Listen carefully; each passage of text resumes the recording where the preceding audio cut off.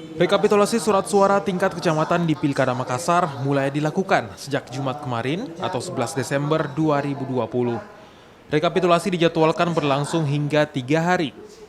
Hari ini jadi hari terakhir proses rekapitulasi di tingkat PPK sebelum dilanjutkan ke tingkat kota. Selanjutnya KPU Makassar pun akan menetapkan pemenang Pilkada Makassar 2020 jika seluruh proses rekapitulasi usai digelar.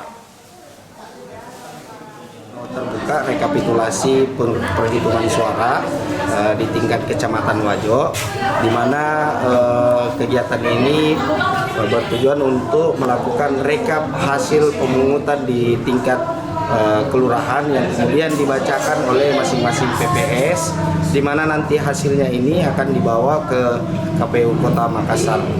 Adapun target mengenai rapat pleno ini, kami targetkan untuk selesai pada hari Minggu, jadi kurang lebih 3 hari kita melakukan rekap di 8 kelurahan.